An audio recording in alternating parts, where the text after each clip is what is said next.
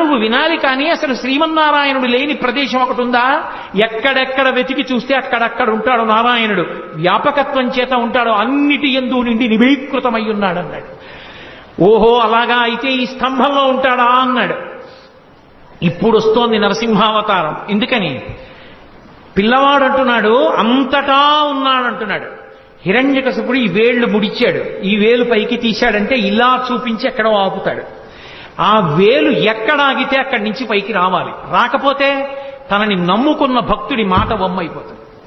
బయటికి రావడం అంటూ జరిగితే శంఖచక్ర గదాపద్మములు పట్టుకున్నటువంటి శ్రీమన్నారాయణుడిగా వచ్చి హిరణ్యకశిప సంహారం చెయ్యడానికి బ్రహ్మగారిచ్చినటువంటి వరం ప్రతిబంధకం. కాబట్టి ఆయన ఎన్ని వరాలు ఇచ్చాడో అన్ని వరాలకి మినహాయింపుగా రావాలి. అన్ని వరాలకి మినహాయింపుగా రావడానికి ఎక్కడి నుంచి రావాలో తన చేతిలో లేదు. హిరణ్యకశిపుడి వేలు ఎక్కడాగితే అక్కడి నుంచి బయటికి రావాలి. హరి సర్వాకృతులంకలండనచు ప్రహ్లాదుండు భాషింప, సత్తరుడై ఎందును లేడు లేడనుచు దైత్యుండు తర్జింప, శ్రీనరసింహకృతి దాల్చనచ్యుతుడు నానాజంగమస్థావరోత్కర గర్భంబుల అన్ని దేశములను దండ ప్రభావంబునన్ అన్నారు పోతన గారు.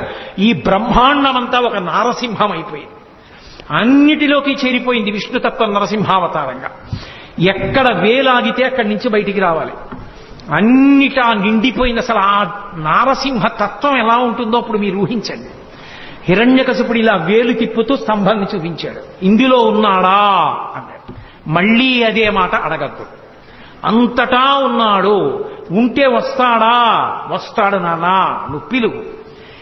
ఇప్పుడు కొడుకు మాట కాదని నిరూపించాలి, కొడుకు మాట నిలబెట్టాలి పరమేశ్వరుడు. ఇది ఆయన దయ. పిల్లవాడు ధైర్యంతో మాట్లాడుతున్నాడు, ఉన్నాడు పరమేశ్వరుడు అంటున్నాడు. అతని మాట నిలబెట్టడానికి బ్రహ్మాండమంతా నారసింహమైంది. హిరణ్యకశిపుడు ఆ స్తంభాన్ని ఒక్క దెబ్బ కొట్టి రమ్మను ఇందులోంచి అన్నాడు. అలా అనడం ఏమిటి? పెటపెట చటచట చప్పుళ్ళొచ్చి ఆ స్తంభం బద్దలైపోయింది. బద్దలైపోయి అందులోంచి ఒక్కసారి విస్ఫులింగములు పైకొచ్చి పెద్ద కాంతి మండలం ఏర్పడి కన్నులతో చూడడానికి వీలు కానంత భయంకరమైన తేజస్సు ఒకటి బయటకు వచ్చింది. ఆ తేజస్సులోంచి పట్టుపుట్టం కట్టుకుని స్వామి నిలబడ్డారు. భయంకరమైనటువంటి గర్జన చేస్తుంటే ఆయన పాదములు తీసి వేస్తుంటే ఆయన యొక్క వేగాన్ని ఒత్తిడిని తట్టుకోలేక 1000 పడగలున్నటువంటి ఆదిశేషుడు సార్వభౌమము మొదలైనటువంటి దిగ్గజములన్నీ కూడా భూమి యొక్క బరువుని ఓర్చలేక తలలు వంచేసాయి. ఆయన పాదములలో చక్రరేఖ, శంఖరేఖ, పద్మరేఖ, నాగలి, అమృతభాండము మొదలైనటువంటి దివ్యమైన చిహ్నములు కనపడుతున్నాయి.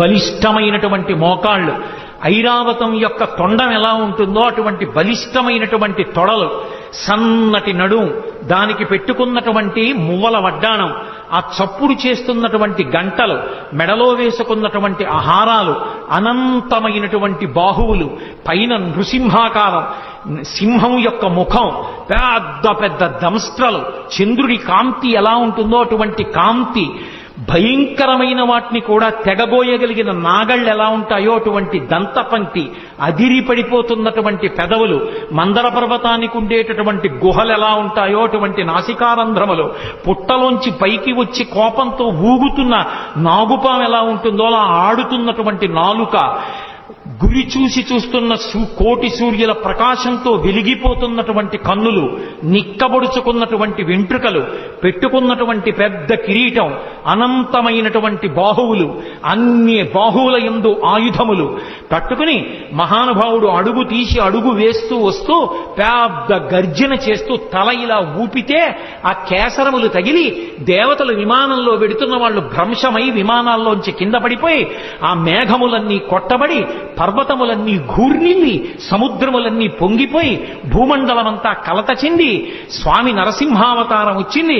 ఇప్పటి వరకు విష్ణుమూర్తి ఉగ్రతత్వాన్ని పొందనటువంటి వాడు అపారమైనటువంటి కోపంతో తన యొక్క పరమభక్తుడైనటువంటి ప్రహ్లాదుణ్ణి హిరణ్యకశిపుడు నిగ్రహించాడన్న కోపాన్ని ఆపుకోలేక ఉగ్ర నరసింహావతారమై వచ్చాడని లోకమంతా భీతిల్లిపోతే 33 కోట్ల మంది దేవతలు ఆకాశంలో నిలబడి స్తోత్రం చేస్తుంటే హిరణ్యకశిపుడు ఆ వెలుతురు చూడలేక స్వామి చుట్టూ తిరిగి గదాదండంతో కొట్టడానికి ప్రయత్నిస్తుంటే దేవతలు విడిచిపెట్టకుండా సంహరించమంటే ఒక్కసారి పెద్ద గర్జన చేస్తూ గబగబా వెళ్ళి ఆ హిరణ్యకశిపుని యొక్క డొక్కల దగ్గర పట్టుకుని పైకెత్తి కలుగులోకి పారిపోతున్నటువంటి ఎలుకని నాగుపాం పట్టుకుని పడగ పైకెత్తితే ఎలా ఉంటుందో అలా డొక్కల దగ్గర పట్టుకుని పైకెత్తి గడప దగ్గరికి తీసుకొచ్చి ఇంట్లో కాదు బయట కాదు గడప మీద పగలు కాదు రాత్రి కాదు ప్రదోషవేళ ఏ ఇతరమైనటువంటి ప్రదేశమునందు కాకుండా పంచ పైకి తీసి తొడల మీద పెట్టుకుని పంచ కట్టి ఉంటే దిక్కులుంటాయి, పంచ పైకి తీస్తే దిక్కులుండవు. అదొక శాస్త్రం. ఇప్పుడు నేను దాని గురించి వ్యాఖ్యానం కుదరదు. పంచ పైకి తీసి తొడల మీద పెట్టుకుని ఆ ప్రాణమున్నది కాదు ప్రాణము లేనిది కాదు, జంతువు కాదు పాము కాదు, ఆయుధం కాదు, వస్త్రం కాదు, శస్త్రం కాదు, రాక్షసులు కాదు, దేవతలు కాదు, యక్షులు కాదు, గంధర్వులు కాదు, కిన్నెరులు కాదు, కింపురుషులు కాదు, నరుడు కాదు, జంతువు కాదు, నరసింహమై ఆ గంగానది సుడి తిరిగినట్టుగా ఉన్నటువంటి ఆ నాభి కనపడుతుండగా విశాలమైనటువంటి వక్షస్థలంతో పెద్ద పెద్ద ఆ దంతములతో దంస్ట్రలతో దగ్గరగా చూస్తుంటే ఆయన ముఖం వంక చూసి మృత్యు ఆసన్నమైందని తెలివి తప్పి తలవాల్ చేసినటువంటి హిరణ్యకశిపుణ్ణి తొడల మీద వేసుకొని పెద్దగా పెరిగినటువంటి తన గోళ్లు ఆ కడుపులోకి దింపి చీల్చి ఆ గోళ్లని గొడ్డళ్లుగా చేసి వక్షస్థలంలో ఉన్న ఉరప్పంజరపు ఎముకటన్నింటినీ కోచేసి పటపట విరిచి ప్రేగులు తీసి మెళ్ళో వేసుకుని ధారలుగా కారుతున్న నెత్తురు దోషిళ్లతో పట్టి తాగి కేసరములన్నీ నెత్తుటితో తడిసిపోతే పంచా తాను నెత్తుటితో తడిసి అక్కడ ఉన్న రాక్షస గణములన్నింటినీ సంహారం చేసి పెద్ద శబ్దాన్ని చేస్తూ ఆ ప్రేగులు తీసి మెళ్ళో వేసుకుని గిరగిర తిప్పి డొల్లబడినటువంటి హిరణ్యకశిపుడి శరీరాన్ని విసిరేసి భయంకరాకృతితో నడుస్తుంటే బ్రహ్మాది దేవతలందరూ స్తోత్రం చేశారు. ఏమి నారసింహం, ఏమి అద్భుతం, ఏమి అవతారం. ఇంతమంది స్తోత్రం చేస్తే ఆయన ప్రసన్నుడు కాలేదు. అదే ఉగ్రభావనతో ఊగిపోతున్నాడు ఆయన. ఆ ఊగిపోతున్న ఉగ్రనరసింహుణ్ణి చూసి లక్ష్మీదేవిని పిలిచి, అమ్మా నువ్వు నిత్యానపాయనివి, ఆయన వక్షస్థలంలో ఉంటావు, నిన్ను చూస్తే ప్రసన్నుడవుతాడు తల్లి, దగ్గరికి వెళ్ళమన్నారు. ప్రళయార్కబింబంబు పగిదియున్నది కాని పూర్ణిందు చంద్ర నిభము కాదు. పూర్ణచంద్రబింబంలా ఉంటుంది నా భర్త ముఖం. ఇంత కోపంగా ఉండడం నేను ఎప్పుడూ చూడలేదు. అయ్య బాబోయ్, నేను కూడా దగ్గరికి వెళ్ళనంది లక్ష్మీదేవి. శ్రీ మహావిష్ణువు యొక్క అవతారాలలో లక్ష్మీదేవి దగ్గరికి వెళ్ళడానికి భయపడిన అవతారం నరసింహావతారం. అందరూ భయపడుతుంటే ప్రహ్లాద నీ గురించే వచ్చింది అవతారం, స్వామిని నువ్వు దగ్గరికి వెళ్ళి ప్రసన్నుండి చేయమన్నారు. ప్రహ్లాదుడు చిన్న పిల్లవాడు గబగబా వెళ్లి స్వామికి పాదములను పట్టి నమస్కరించి, ఏమి నువ్వు నరసింహస్వామిగా వచ్చి పైన సింహంగా కింద మనుష్యుడిగా వచ్చి పెద్ద పెద్ద గోళ్లతో ఆ కోరలతో నోరు తెరిచి పెద్ద ఆ గర్జన చేస్తే భయపడిపోతాననుకుంటున్నావా? నీకన్నా భయంకరమైనది ఒకటి లోకంలో ఉంది, దాని పేరు సంసారం. ఆ సంసారానికి భయపడతాను కానీ నీకు భయపడతాననుకుంటున్నావా? బ్రహ్మాది దేవతల తల మీద పెట్టని చెయ్యి, లక్ష్మీదేవి ఒంటి మీద పడితే పొంగిపోయే చెయ్యి, భాగవతో పరమభక్తుణ్ణి అని పేరు పెట్టి ఏమీ తెలియని అర్భకుణ్ణైనా నా తల మీద చెయ్యి పెట్టి నా కోసం పరిగెత్తుకొచ్చి నా మాట నిలబెట్టడానికి నేను చూపించిన స్తంభంలోంచి వచ్చి నా తండ్రిని సంహరించిన నీ హృదయంలో ఎంత కారుణ్యం ఉంది నాకు తెలియదనుకుంటున్నావా? నువ్వు పైకి ఇలా అరిస్తే భయపడతాననుకుంటున్నావా? పరమేశ్వరా నీకు నమోవాక్కములని స్తోత్రం చేశారు. పరవశించిపోయినటువంటి నరసింహస్వామి పరమప్రసన్నుడై ప్రహ్లాదుణ్ణి ఎత్తుకుని తల మీద కూర్చోబెట్టుకుని, నాన్నా పొంగిపోతున్నాను రా నీ భక్తికి, ఏం వరం కావాలో కోరుకో అన్నాడు. మళ్లీ నన్ను మాయలో ముంచుదాం అనుకుంటున్నావా స్వామి? నాకెందుకు ఇంకా వరాలు, నాకెందుకు ఒక కోరికలు? నాకే కోరిక లేదు.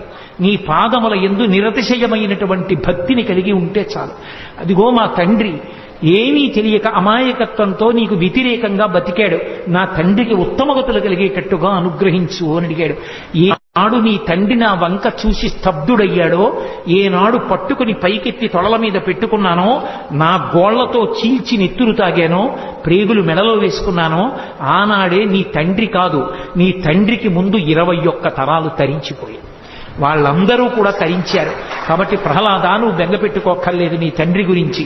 నేను నీకు ఆశీర్వచనం చేస్తున్నాను. నువ్వు దీర్ఘాయుష్మంతుడవై ఈ రాజ్యాన్ని ధార్మికంగా పరిపాలన చేసి పరమభాగవతోత్తముడవై అంత్యమునందు నన్ను చేరుకుంటావు.